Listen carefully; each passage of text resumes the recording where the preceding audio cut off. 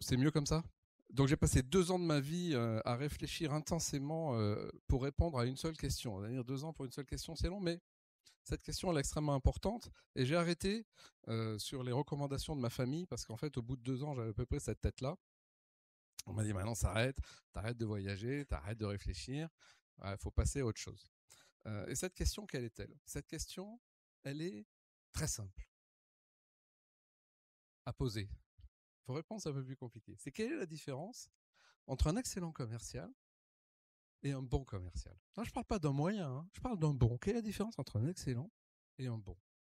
C'est une question que se posent évidemment tous les commerciaux, tous les directeurs commerciaux, que se posent tous les directeurs marketing. Qu'est-ce qui fait la différence?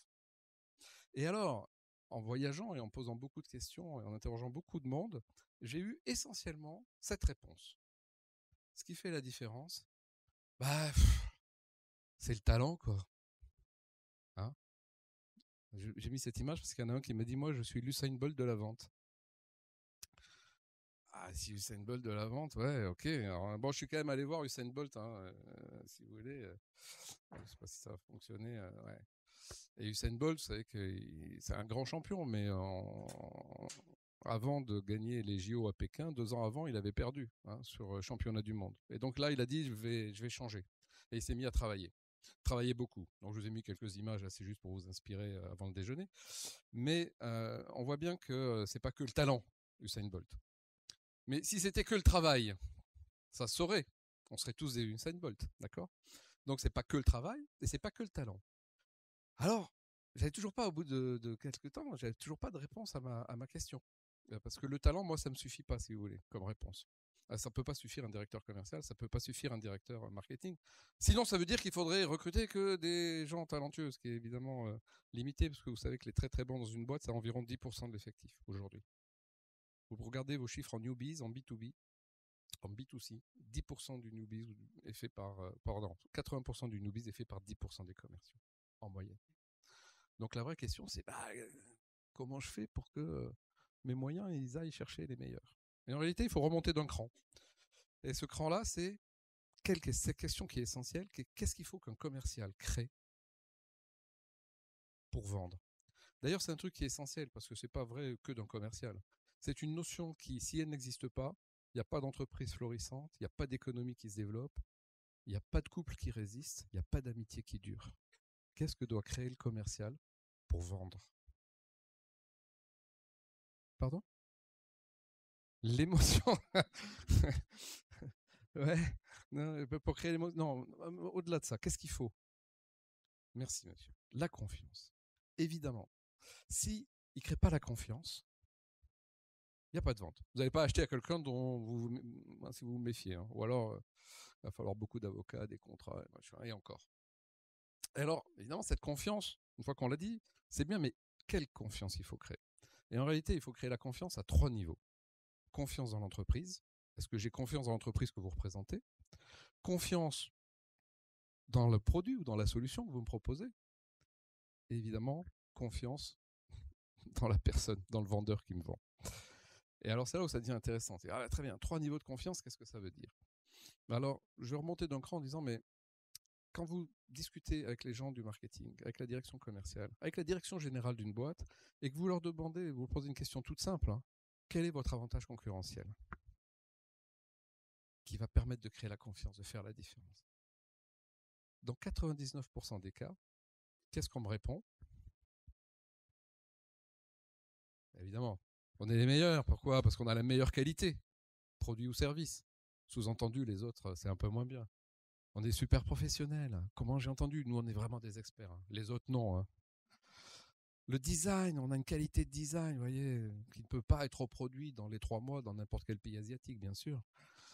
On a un sens du service. Ah oui, nous, on est proche du client. Ça, on est super réactif. Hein. Les autres, non. Hein, c'est super lent. Ils ne livrent pas bien, tout ça. Alors, vous me dites, tout le monde dit ça. Et je vous assure, hein, pour une conférence il y a peu de temps, je suis allé chercher 2 exemples que j'ai récupérés pour vous. Je suis allé voir sur le site d'Amundi, qui est le premier gestionnaire d'actifs, ce qu'ils disent, hein, on est leader et on est proche de nos clients. Ça, c'est ce qu'il y a sur leur site. Je suis allé voir Interépargne des banques populaires et eux, ils disent quoi?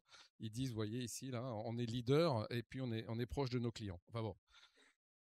Et faites le test, allez voir les sites de vos concurrents, comparez aux vôtres, et dites-moi franchement s'il y a un écart dans les arguments que vous mettez en avant. Vous êtes toujours leader de quelque chose. Il suffit de bien choisir son marché ou son produit ou son machin. On est toujours leader de quelque chose. Alors moi, je suis leader sur négociation émotionnelle, bah, évidemment. Ah oui, on est toujours leader. Et donc, ça veut dire quoi? Mettez-vous à la place du client ou du prospect. Il dit, bah, c'est le même produit, c'est la même personne, enfin, c'est les mêmes avantages. Pourquoi choisirais l'un ou l'autre? Et c'est très important parce que ça veut dire quoi? Ça veut dire que quand le commercial arrive en face du prospect aujourd'hui, la confiance dans la boîte, la confiance dans le produit, ça a été construit par le marketing. Donc, ils arrivent tous avec ce niveau de confiance qui a pu être créé. La véritable différence entre les très très bons et les bons, c'est qu'ils arrivent beaucoup plus à créer la confiance dans la personne. Et dans notre monde digital, où il y a une sorte de linéarisation de l'avantage concurrentiel, de la posture produit, etc., la véritable différence, c'est le commercial, personnellement, qui va la faire.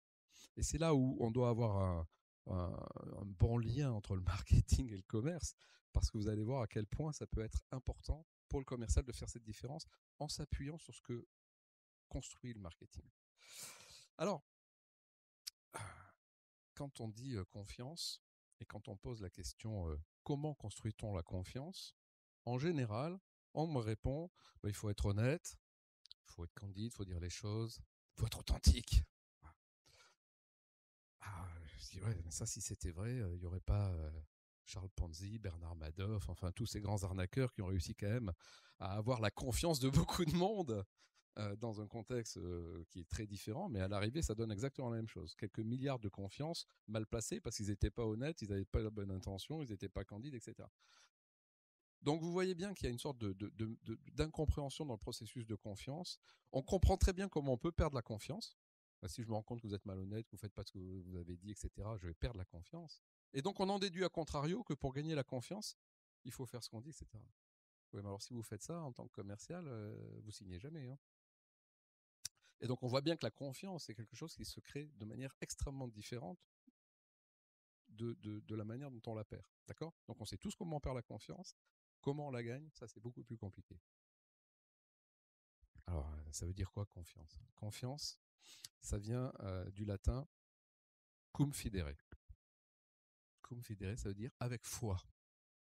Et la foi, c'est croire en quelque chose sans preuve.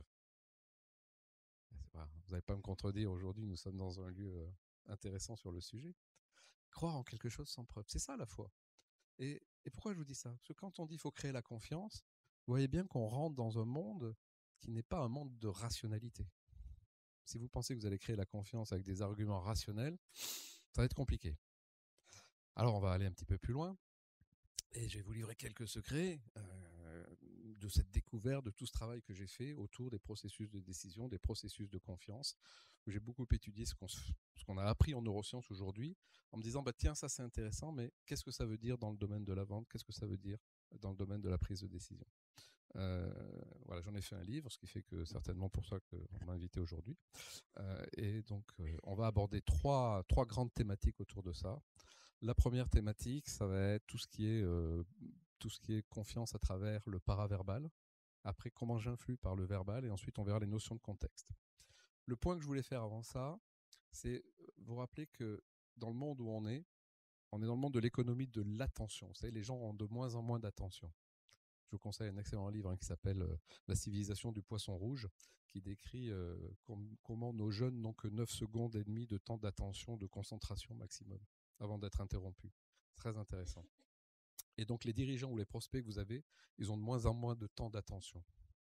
Et vous savez, aujourd'hui, il y a beaucoup d'études, je ne vais pas revenir dessus, mais qui disent que dans mon processus d'achat, je fais 60 à 70% de mon processus d'achat tout seul, sans rencontrer un commercial. Donc, je vais aller voir les forums, je vais aller voir des pairs, je vais discuter avec des spécialistes. Et une fois que je comprends ce que je veux, je vais faire un cahier des charges. J'aurai identifié éventuellement sur les réseaux sociaux ou par Internet ou peu importe 3 boîtes qui seront capables de répondre à mon besoin. Et ça, c'est le job du marketing. Ces 3 boîtes-là, je vais les interroger et le commercial va arriver. Et je vais lui dire, voilà mon besoin. Donc, je ne vais pas lui demander ce qui est possible. J'ai déjà défini mon besoin. Et ça, c'est très important. Parce que vous savez, la vente en solution, les Américains disent aujourd'hui, c'est the solution burden. C'est-à-dire, que c'est un poids. Quand vous allez voir un prospect, vous commencez à lui faire une tonne de questions pour savoir quel est son problème. Il va pas faire ça 3-4 fois avec 4 commerciaux. C'est trop pesant, quoi. Il n'a pas le temps aujourd'hui. Il n'a plus le temps. Il n'a pas envie de vous parler parce qu'il n'a pas encore confiance. Et ça, c'est un truc qu'il faut comprendre. C'est-à-dire que quand j'arrive et que je commence à dire, bon alors monsieur, pour bien vous présenter le truc, je vais commencer par vous poser 250 questions pour bien comprendre votre problème. Et le pire de tout, c'est que son problème, il le connaît déjà. Et s'il l'a pas résolu, pourquoi il va le résoudre avec vous, vous voyez? Donc on est sur des sujets où en ce moment, le mode de vente est en train de changer. Donc 60%, je fais tout seul, je fais venir le commercial, je lui donne le cahier des charges, je lui dis, t'es capable de répondre? Il va me dire oui. Je dis, prépare ta réponse et la prochaine fois que je te vois, tu vas pitcher. Tu auras une demi-heure. Donc ça veut dire quoi? C'est-à-dire que le commercial, si je fais simple, il a 2 fois une demi-heure pour faire la différence. Il se retrouve aujourd'hui dans ce monde digital exactement comme le skieur olympique, vous savez, qui prépare la descente de saut de bosse. Pendant 4 ans, il bosse. Il arrive le jour des JO, il est en haut de la piste et il a 40 secondes. 4 ans, 40 secondes. Bon, encore, il peut être médaille de bronze ou médaille d'argent. Le commercial, il n'y a pas de médaille de bronze. Tu perds l'affaire, tu perds l'affaire. Une médaille en chocolat, éventuellement. D'où l'importance, aujourd'hui, dans le monde de la vente, d'être bon au moment où il faut être bon. D'accord? Vous ne pouvez pas avoir un commercial qui sort, j'aurais dû dire ça, j'aurais dû faire ça. C'est terminé. Donc, on est en train de retourner vers une notion intéressante où ce moment du point de contact doit être extrêmement bien géré avec une forme d'art de la relation. Et ça s'apprend. Petit point d'éthique avant d'avancer. Tout ce que je vais vous dire, vous pourriez toujours me questionner. Alors pour éviter que vous le fassiez, je vais en parler avant, sur une notion d'influence et la notion de manipulation. D'accord ? Pour faire clair, la manipulation, c'est quand on arrive masqué. Quand je ne vous annonce pas l'intention que j'ai. D'accord ? Alors, je fais juste une enquête de marché. En fait, j'ai l'intention de vous vendre quelque chose. Voilà, j'arrive masqué, etc. Vous avez des livres sur la manipulation qui sont remarquables et c'est très efficace. Je vous conseille Petit traité de manipulation à l'attention des honnêtes gens. Et vous allez voir que quelqu'un qui achète, une population qui achète à 15% un produit avec des techniques de manipulation, elle l'achète à 75%. Donc ça marche. C'est pas mon propos. Mon propos aujourd'hui, c'est qu'un commercial, quand il arrive pas masqué. Il arrive pour vendre son produit. Son job, c'est de vous convaincre et donc d'être le plus influent possible. Donc ce qu'on va voir aujourd'hui, c'est vraiment les méthodes d'influence quand vous annoncez l'objectif dès le départ. Et vous pouvez être influent plus ou moins. D'accord ? Et petit dernier truc, il y a 40 ans, quand un commercial vous disait « alors votre voiture, vous la voulez plutôt bleue ou plutôt verte ?» c'était de la manipulation, l'alternative positive. Bon, aujourd'hui, c'est dans les cours de toutes les bonnes formations commerciales. Là, c'est pareil. Ce qu'on va voir aujourd'hui, dans 10 ans, à mon avis, ça sera dans les cours standards de formation. Pas encore, comme ça. Donc, l'influence par le paralangage. Je vais rapidement vous donner le secret du bonheur. C'est très important pour moi que vous ne soyez pas venus pour rien. À moins que vous connaissiez déjà le secret du bonheur. D'accord ? Non. Donc, Robert Waldinger, chercheur, 3e chercheur, il arrive sur un TED Talk. Il dit, voilà, je suis le 3e chercheur d'une étude qui a commencé il y a 75 ans. On a suivi 700 Américains tout au long de leur vie. Il y en a un qui a fini président des États-Unis, il y en a qui ont fini milliardaires, d'autres pauvres dans le caniveau ruinés, il y en a qui sont suicidés, peu importe. Tout au long de leur vie, on les a interrogés pour savoir s'ils étaient heureux, pas heureux, avec toute une série de questions. Et aujourd'hui, je sais ce qui rend les gens heureux. C'est pas l'argent, même si c'est pas la gloire. Ce sont les relations qu'on a tissées tout au long de sa vie. C'est les relations sociales. Et il faut comprendre ça parce que l'être humain est un être profondément social. D'accord ? C'est ancré dans votre cerveau. Vraiment. Je n'ai pas le temps de rentrer dans les détails là-dessus, mais il faut comprendre que quand on sait ça, on en déduit très vite que une des plus grandes souffrances humaines, qu'est-ce que c'est ? Pire que la solitude. Pardon ? Pire que l'isolement. Le rejet social. Quand vous êtes rejeté socialement, vous souffrez, mais vous souffrez physiquement.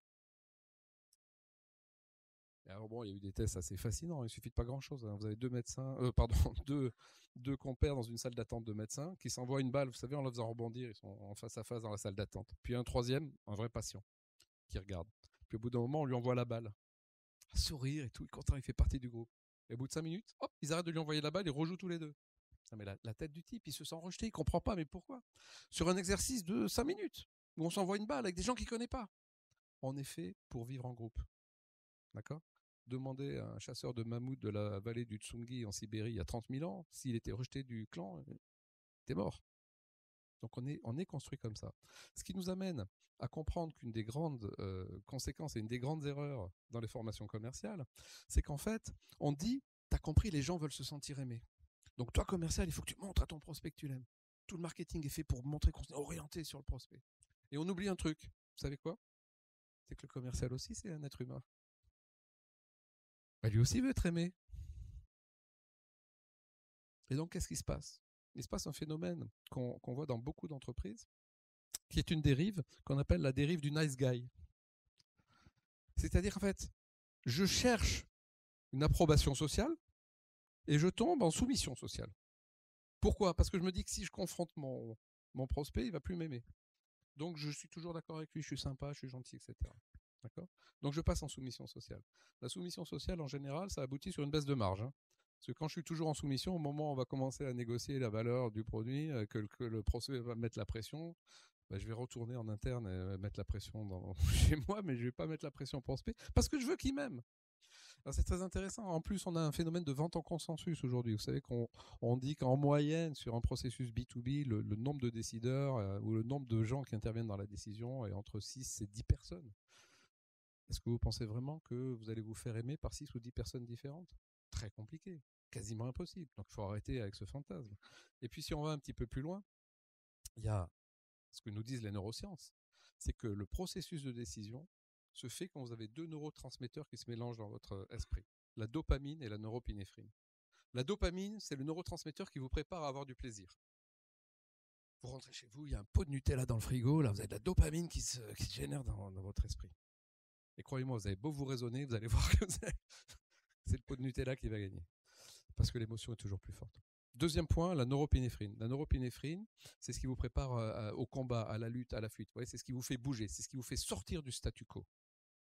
Il n'y a pas de décision s'il n'y a pas ces 2 neurotransmetteurs. Donc vous voyez bien que si j'ai un commercial qui est nice guy, qui est toujours gentil, qui ne met jamais la pression, qui ne va jamais confronter le prospect, il n'y a pas de signature. En tout cas, ce n'est pas lui qui la déclenche. Complètement passif.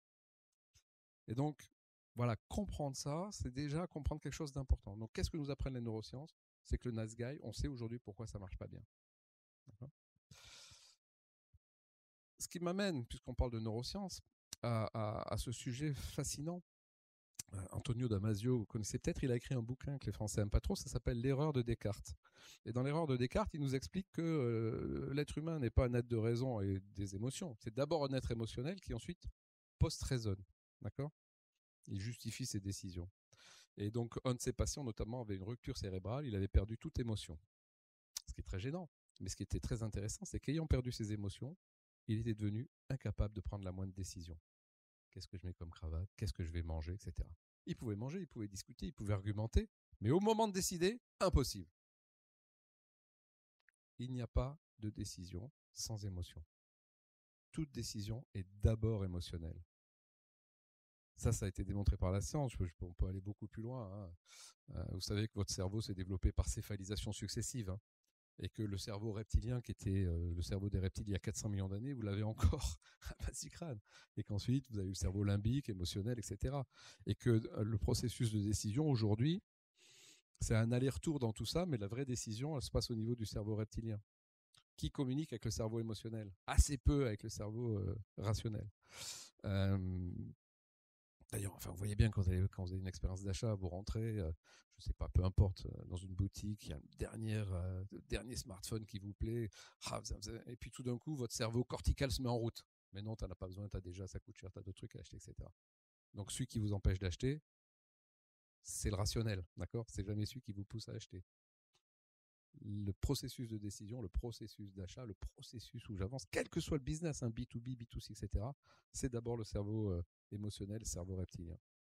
Il y a un test qui s'appelle le test de Libet. Test de Libet, on sait 300 millisecondes avant la personne, avant qu'elle en ait conscience, on sait qu'elle a décidé. Vous imaginez? C'est-à-dire qu'en regardant votre cerveau, je sais avant vous que vous avez décidé. Parce que votre processus de décision, il est d'abord inconscient. C'est fascinant ça. Je vous laisse réfléchir aux implications philosophiques de tout ça. Quand quelqu'un est en anesthésie générale avant une opération, son cerveau consomme 90% de quand il est réveillé. C'est-à-dire que votre cerveau conscient consomme 10% de votre énergie. C'est d'abord le cerveau inconscient qui gère la plupart de vos émotions, de votre réflexion, de votre mode de... Vous avez ce qu'on appelle the unconscious thought theory de ce garçon-là, dont le nom est très compliqué. Ça. Je ne vais pas le prononcer parce qu'à chaque fois je l'écorche. Mais qui vous dit que sur un processus simple, vous pouvez vous concentrer et prendre une bonne décision. Sur un processus complexe, ça ne marche pas. Si vous vous concentrez en disant « est-ce que je dois marier avec cet homme-là ou avec cet homme-là, avec cette femme-là, ouais, ou est-ce que je dois investir, aller dans tel job ou tel job ?» Vous pouvez vous concentrer autant que vous voulez, vous prendrez la mauvaise décision. Par contre, si vous vous concentrez un peu, vous faites autre chose, à la piscine, etc., vous laissez votre inconscient décider, vous prendrez une bien meilleure décision. Parce qu'on n'est pas dans du cause à effet, on est dans des choses qui sont systémiques et qui sont complexes. Donc il faut laisser l'inconscient travailler, c'est extrêmement important. Et le dernier point, très important, on va revenir dessus, l'inconscient, c'est l'esprit critique. D'accord ? C'est ce qui fait que vous analysez ce que je vous dis, le conscient, et que vous laissez passer les messages ou pas, que vous laissez passer les informations à votre inconscient, qui lui va décider. D'accord ? Donc vous allez voir que tout le travail du vendeur, c'est d'éviter l'esprit critique pour aller taper directement dans l'inconscient. Ce qui est aussi le travail du marketing en l'occurrence. Et donc les meilleurs, qu'est-ce qu'ils font les meilleurs ? Les meilleurs, ils ne s'adressent pas au cerveau cortical qui décide rien du tout, ils ne s'adressent pas à la logique, à la raison. Ils s'adressent au cerveau qui décide, c'est-à-dire au cerveau reptilien. Et là, il y a plusieurs choses. Ils comprennent que le cerveau reptilien, il est là pour vous sauvegarder, pour économiser votre énergie. Et donc, il faut absolument le rassurer. Ils sont très rassurants.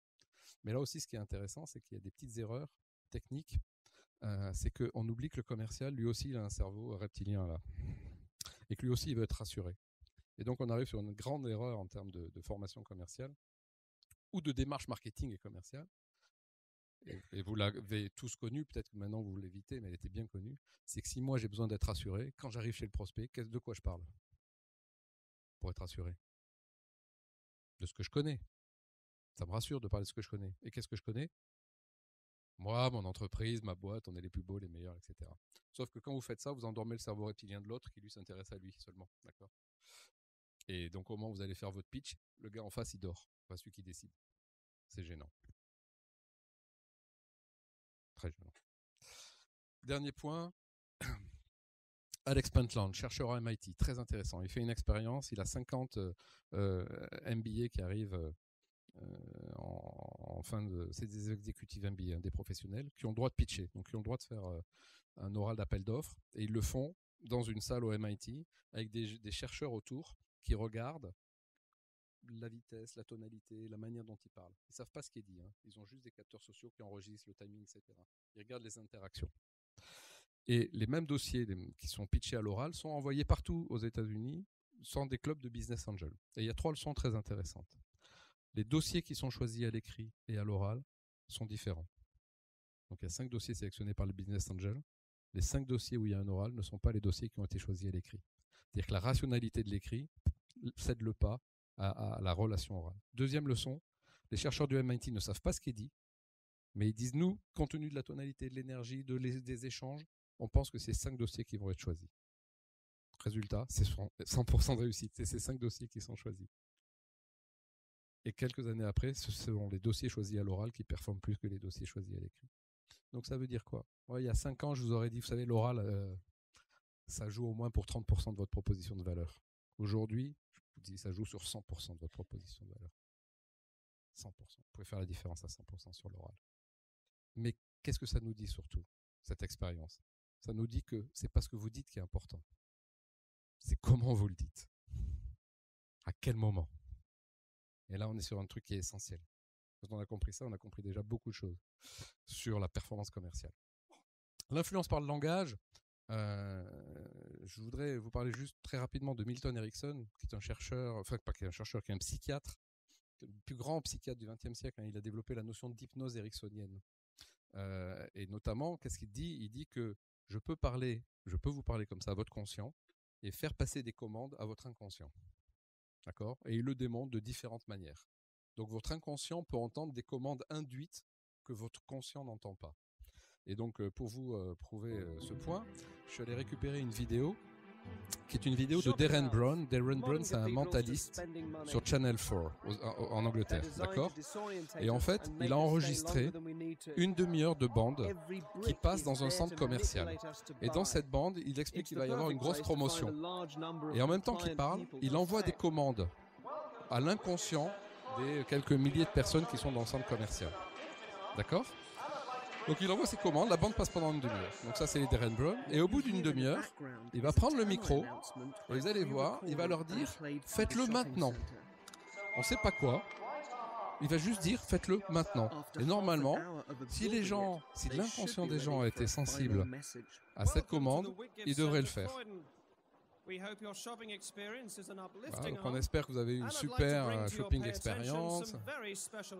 Voilà, une offre très spéciale aujourd'hui. Ceux qui veulent la saisir peuvent aller facilement au pied de l'élévateur, enfin de l'ascenseur. Voilà, c'est valable pour une petite période de temps.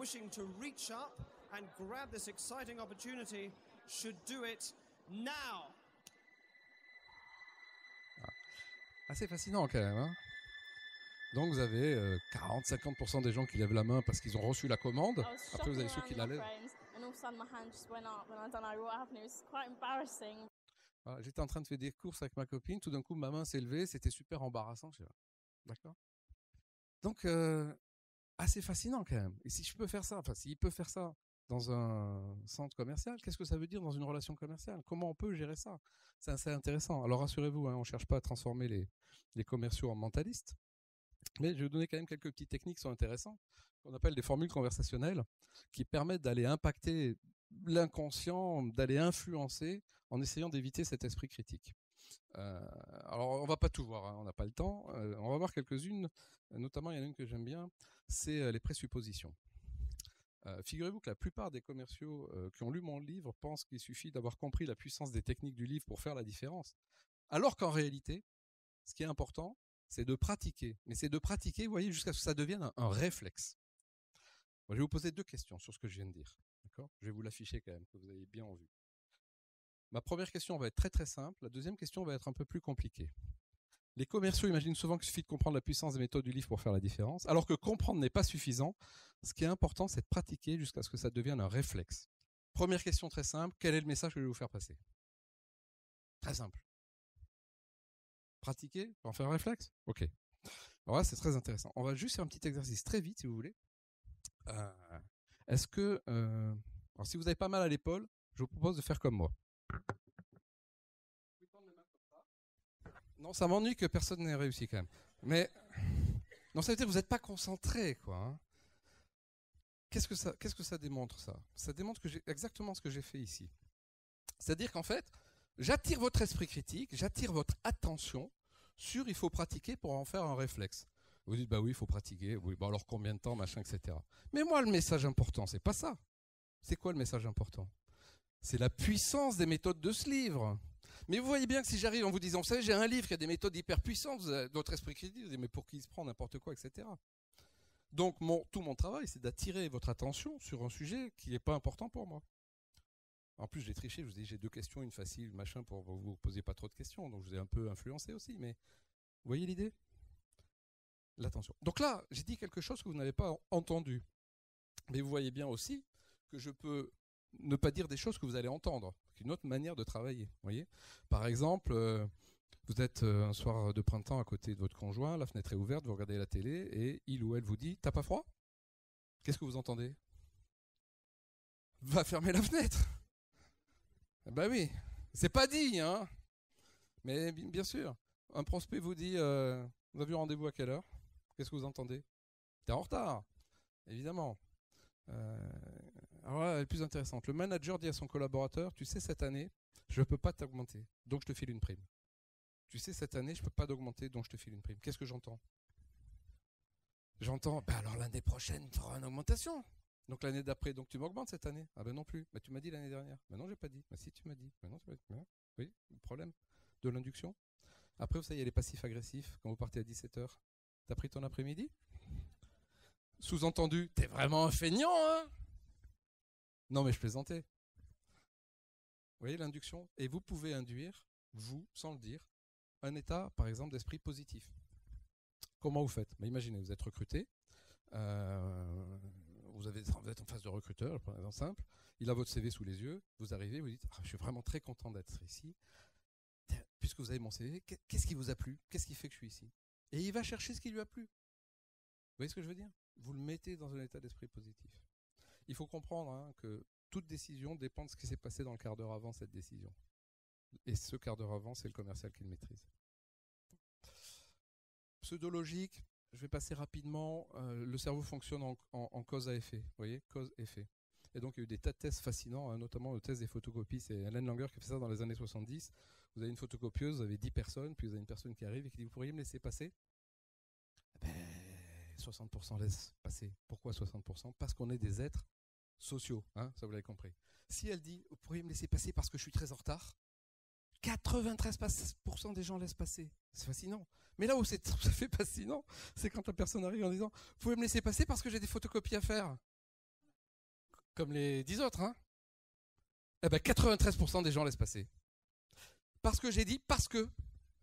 Et que mon cerveau, il aime bien quand on dit parce que, il dit parce que, ok. Et donc, et pourquoi, c'est pourquoi, etc. Donc vous voyez bien la pseudologique, vous voyez comment les hommes politiques font, c'est très intéressant. À partir du moment où vous mettez parce que, etc., ça fonctionne.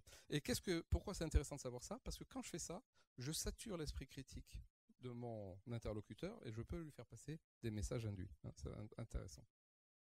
La négation positive. La négation positive. Vous savez que le cerveau ne procède pas de la négation.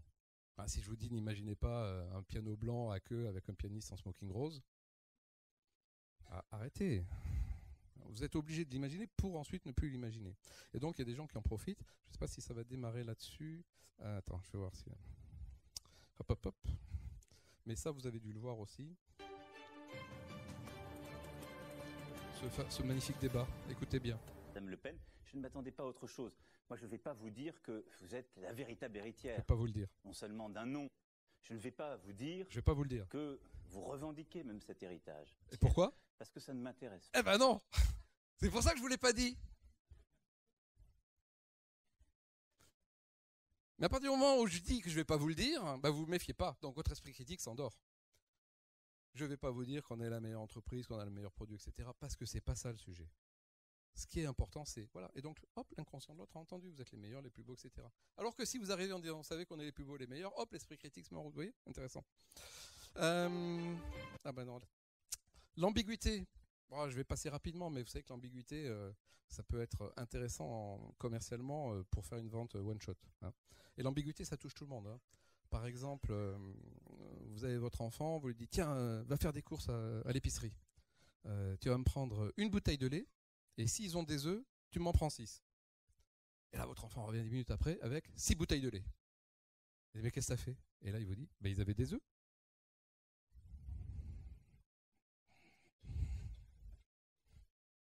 Ambigu.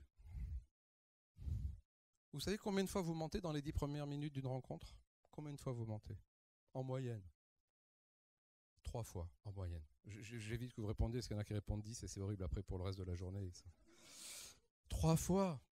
Pourquoi? Pour paraître plus agréable, plus compétent, plus machin. Et puis c'est des mensonges étranges. Une fois, quand j'étais à Harvard, j'ai discuté avec les étudiants américains qui me disaient « Mais vous les Français, vous êtes super bons en maths. D'ailleurs, vous avez gagné 3 ou 4 médailles Field. » Vous savez ce que c'est la médaille Field? C'est un peu le prix Nobel, mais pour les mathématiques. D'accord? Donc vous voyez, qu'est-ce que j'ai fait ici? J'ai fait un truc, je vous ai dit quand j'étais à Harvard. Si je dis pas plus que ça, dans 3 mois, vous allez dire « Ah, j'ai vu un gars, l'IMF, il a fait Harvard. » Pas du tout, j'étais en vacances à Boston, je suis allé à Harvard, j'ai discuté avec des étudiants. Bon, et après, je vous parle de la médaille Field dont tout le monde se fout, juste pour attirer votre attention sur autre chose, vous voyez, et que vous oubliez ce que je vous ai dit. Toujours le même principe, vous comprenez? Donc l'ambiguïté, voilà, pour le name dropping, le machin, tout ça, c'est une méthode intéressante. On va accélérer un petit peu, dernière partie. Le contexte. Vous êtes influencé. Tout ce que je vous dis est influencé par un contexte. Quel contexte? Je vous donne un exemple. Vous êtes dans un avion, vous avez une hôtesse de l'air qui passe, et il y a un gars avec son ordinateur en train de travailler. Cas que j'ai vécu. Et l'hôtesse dit, monsieur, il faut éteindre tous les appareils électroniques. Et là, le gars la regarde, dit, oui, bien sûr, madame, mais il n'y a aucun problème, je suis en mode avion. Et oui, bien sûr, je n'en doute pas, mais il y a un règlement, il faut éteindre l'électronique. Je suis ingénieur Airbus, moi j'ai construit la moitié du truc, il n'y a aucun problème, bien sûr. Oui, monsieur, bien sûr, vous êtes ingénieur Airbus, moi je suis hôtesse de l'air sur Air France, il y a un règlement, il faut éteindre. Qui a gagné? Ben oui, l'hôtesse. Pourquoi? Parce qu'il y en a un qui essaye d'imposer une discussion dans un contexte scientifique et l'autre qui est dans un contexte réglementaire. Et le réglementaire, dans ce cas-là, gagne. Vous voyez ce que je veux dire? Dans quel contexte vous arrivez quand vous êtes dans une discussion commerciale? Alors, il y a tout le boulot du marketing qui vous amène dans un certain contexte, mais il y a aussi tout le travail que vous allez faire vous. Et vous voyez bien, par exemple, que si vous êtes dans un contexte analytique, et moi je suis un responsable achat, c'est ce que je vais faire, je vais avoir une grille, et je vais essayer de vous mettre dans un contexte analytique, et bien comme vous avez compris maintenant que toute vente est d'abord émotionnelle, vous, commercial, vous avez perdu. Le seul job que vous pouvez faire, c'est de sortir le gars de sa démarche analytique pour la mettre dans une démarche émotionnelle. C'est un garçon qui s'appelle Jérôme Brunner qui explique en plus que le paradigmatique et l'analytique ne fonctionnent pas en même temps. C'est-à-dire que quand vous êtes dans l'émotion, vous n'êtes pas dans le rationnel, et inversement. Donc tout le job du commercial et du marketing, c'est d'amener la personne sur un référentiel qui soit un contexte émotionnel. Ça m'a coupé là? C'est quoi la stratégie? Ah, c'est moi qui ai fait une bêtise. Hein?